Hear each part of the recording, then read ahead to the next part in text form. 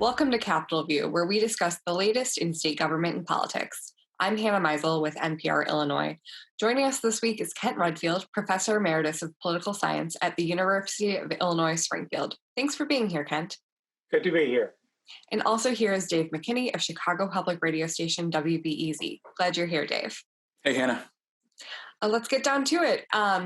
We are about 5-6 weeks away from the end of session, a very unique session because it has been, forcefully truncated by COVID, and, everyone is trying to fit an entire 5 months worth of work into essentially 2 months. And it's been quite hectic.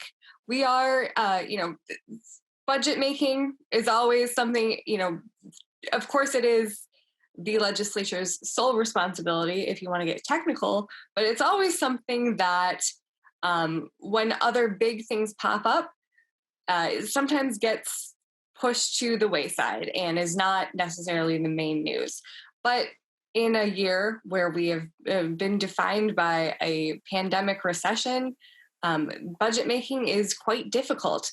Of course, the state has $7.5 billion coming to it from federal stimulus funds, the American Rescue Plan. But that doesn't mean that one-time money is going to solve the state's structural deficits.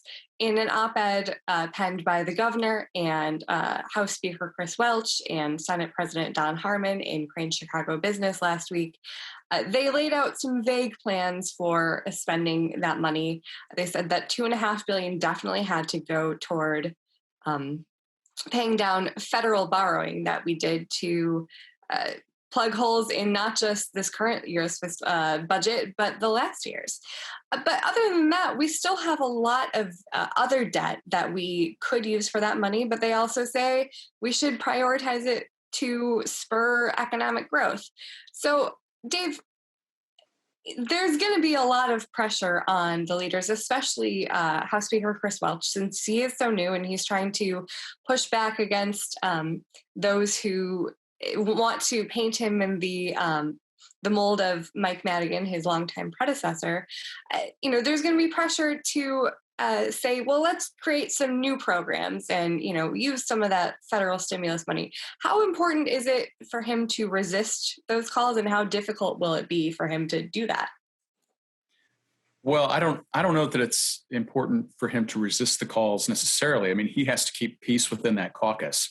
And I think that, in the climate we're in, everything has something to do with COVID. And so I think, they can get pretty liberal in the way that they define what is a COVID-related response in order to spend that money. I mean, it's obviously a luxury that Illinois has, as well as the other states. I mean, states across the country are swimming in all of this stimulus money. And, enough so that the rating agencies have given Illinois, with its, near junk bond status, a bit of a reprieve.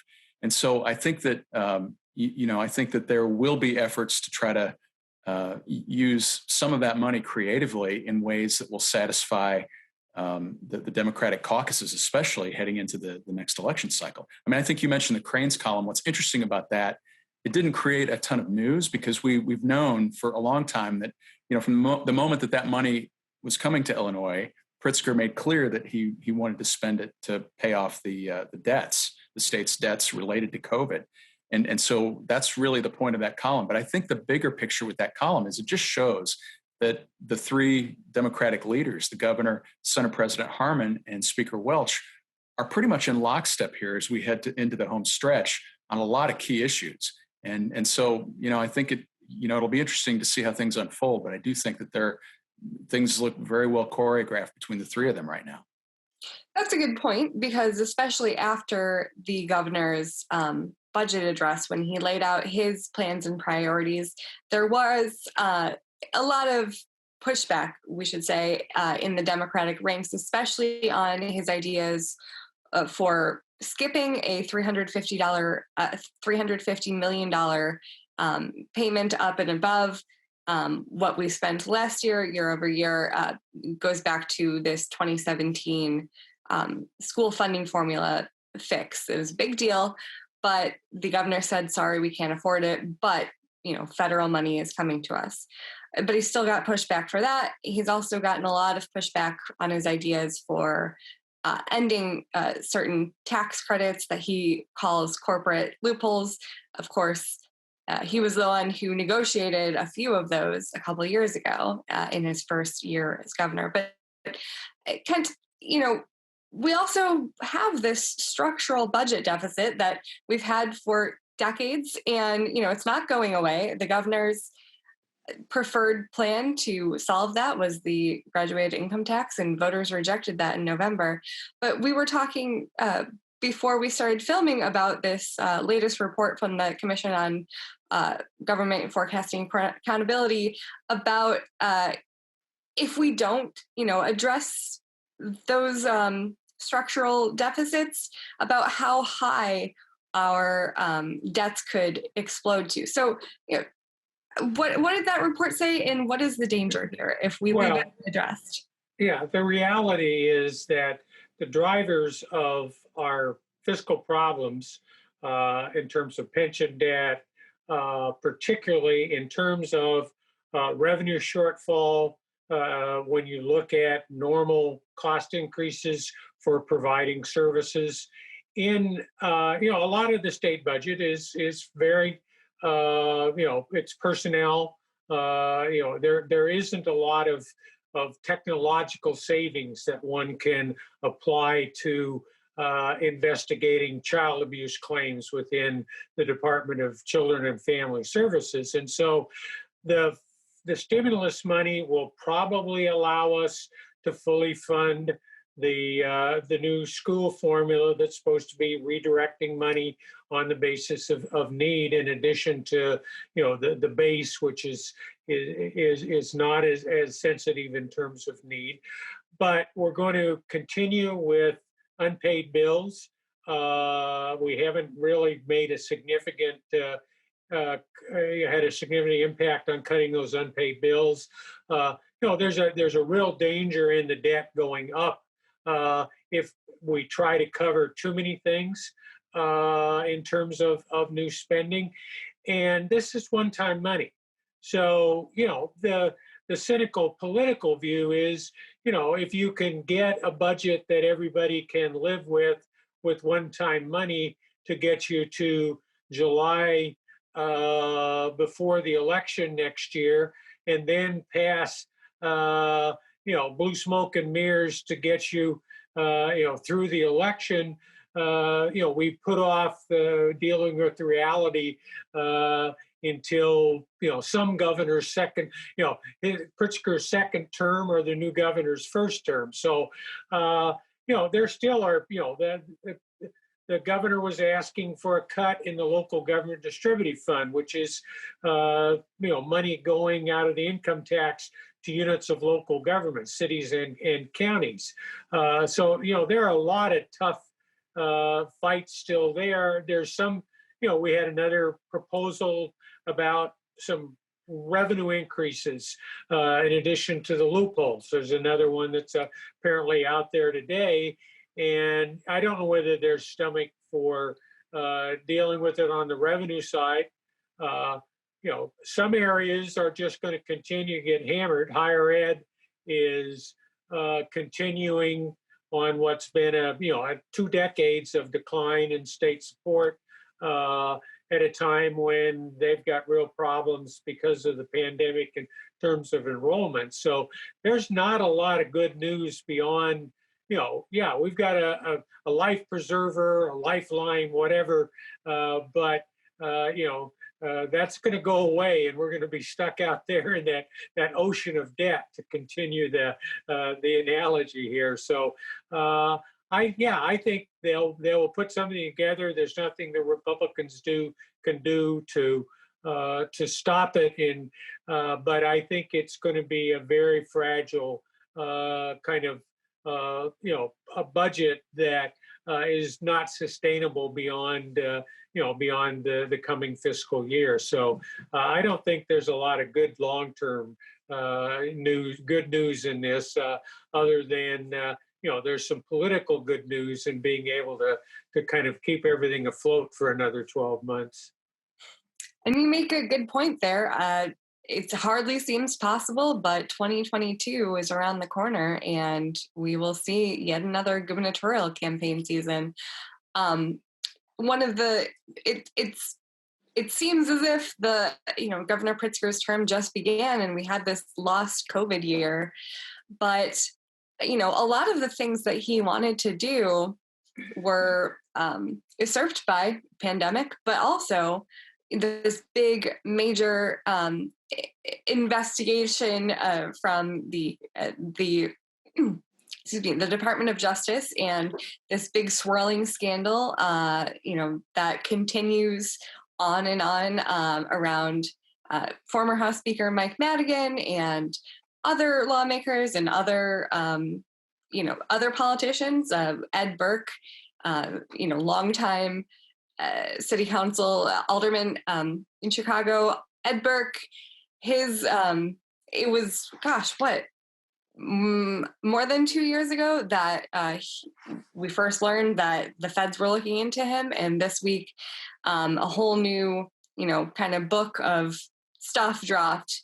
And, a lot of the things that the governor had wanted to do, say on energy, one of the first things that he did in office was signing an executive order saying that Illinois would, adhere to the Paris Climate Agreement. And this was, at the time, Donald Trump was still president, and we, of course, as a nation, unjoined that agreement. But energy especially has been, a push for a lot of progressives, which includes the governor, but also been very, very complicated by this scandal that, of course, all goes back to Mike Madigan, and last summer when we found out that ComEd had signed this deferred prosecution agreement, admitting that, yes, for a decade they attempted to bribe the speaker. So, Dave, when folks talk about the need for a new energy omnibus bill, they're not just talking about the need for ethics, but that's a piece that progressives are not going to leave behind. So what's going on there? How important is it that the ethics piece goes into a big energy omnibus bill? And what happens if people don't think that it's strong enough? Will people trust this legislation, and will it get over the finish line by the end of May? Well, it's still unclear to me quite what the map is going to look like. Not the map we may talk about later, but the map to get some kind of energy legislation to completion. Because ComEd and Exelon have been, I think they've quietly been working this bill. I mean, they certainly have a stable of lobbyists, not as big as in the past, but it's certainly a stable of lobbyists. They haven't been slipping in committees on at least a couple of the big bills that are out there right now. So they're a bit on the sidelines, but they very, very much want to see something done here that enables, another, basically a windfall for them, dealing with their nuclear plants. They've threatened to close the Byron and Dresden nuclear plants, and that gives them enormous leverage, scandal or not, in the upcoming few weeks here. Because if they move ahead with that threat, there are all sorts of layers of federal regulatory approval they have to get first. But if they do that, it costs about 1,500 union workers their jobs. The IBEW, of course, has been front and center in trying to get subsidies for the nuclear plants. And then it also deals a real big blow to Pritzker's plan, as you mentioned, to green energy. These two plants generate an enormous amount of energy that doesn't count toward the state's carbon footprint, and so it's important. And Pritzker wants those nuclear plants to somehow stay open. And as we saw last week, his administration released a consultant's report that recommended up to $350 million in subsidies for Exelon to keep these plants open. On the ethics question, I mean, Kent can attest to this, having watched, these federal investigations crop up, and then the response in the legislature toward ethics. I mean, I think there will be some kind of ethics package related to the scandal. I mean, it could impact, for example, the way lobbying takes place. I mean, there was a lot of secretive lobbying, undisclosed lobbying that was going on. So I wouldn't be surprised to see some sort of effort to clamp down on that.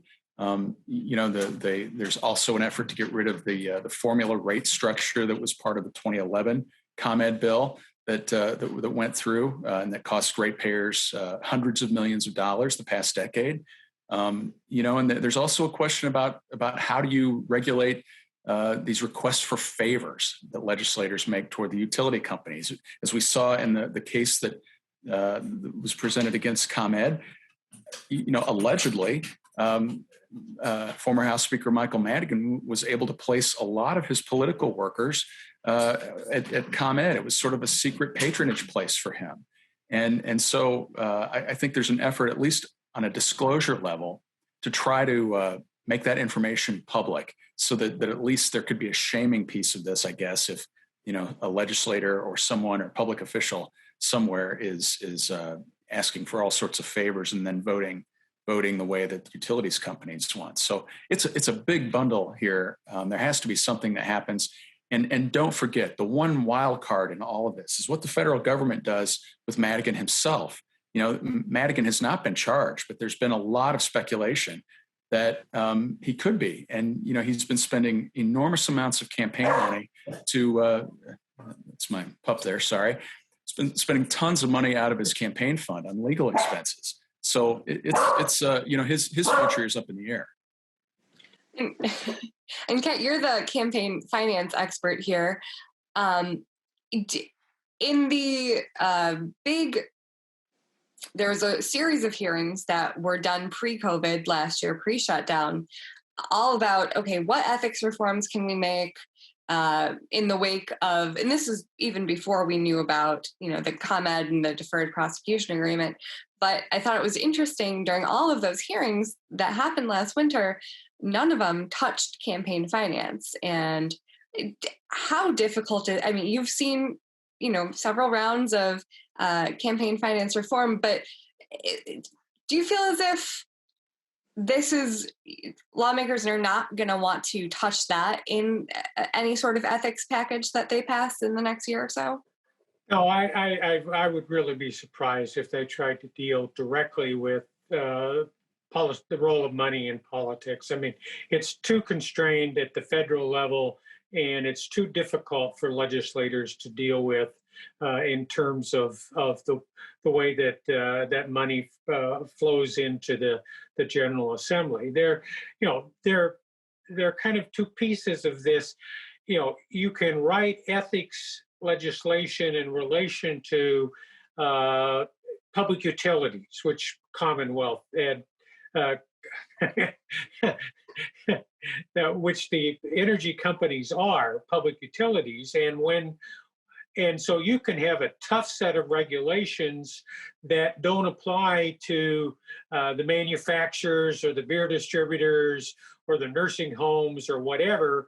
But you can also write more general legislation that deals with lobbying, conflict of interest, those sorts of things. And so I think it's likely that you're going to get an ethics piece in an energy bill, because then you can say we responded to Commonwealth Edison and the Madigan scandal, and you can do that and provide some cover and be tough without extending it to the general practice of lobbying and politics. And so I'd be surprised if there isn't something in the energy bill. I don't know what a broader bill is going to look like. And so, yeah, we had flurries of activity without doing anything, talking about ethics. Now we're not doing that because we're having flurries of activity talking about redistricting reform and not doing anything. And so we can't, we're focusing on redistricting rather than ethics. And so I think it's not likely that, probably disclosure something that is almost unenforceable, but is a feel-good sort of thing in terms of conflicts of interest.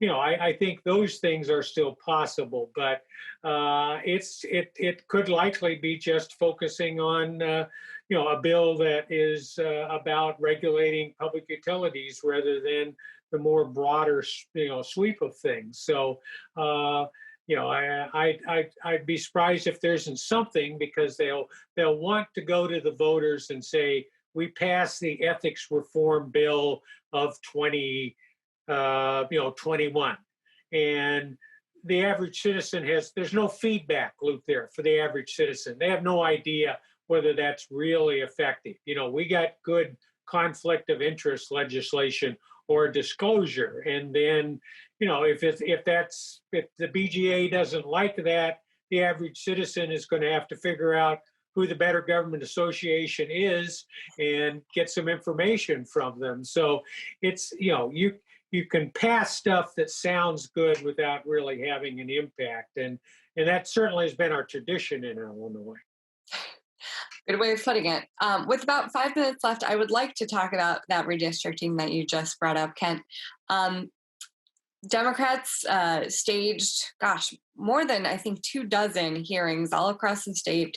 They invited members from the public. Some were, physically in some areas of the state, some were virtual. And this was their way, this was their cover to say, well, we asked for so much public participation because they want to cover themselves for the fact that they want to go ahead and meet this June 30th deadline that's in the Constitution to avoid the 50-50 chance that Republicans might get control over the map-making process. So, Dave, do you think that ultimately it'll come back to bite Democrats, that, they, for several years, back in 2016, when there is a citizen-led amendment drive to amend the Constitution for an independent commission to draw the maps, a lot of folks got on board with that idea. Maybe not that idea specifically, but a version of that idea, saying that legislators should not be the ones drawing the maps. And here we are in 2021, and they say, well, it's the census data is maybe not so good. We just gotta go ahead with it. Do you think that this comes back to bite them later, or do you think that they're going to get a pass on this? No, I think it's actually going to be quite the opposite. I think it will benefit them for the next 10 years. I think that, they very much are in the driver's seat now. I think the best hope that the Republicans can have in trying to stop this is through litigation, both at the state and the federal level.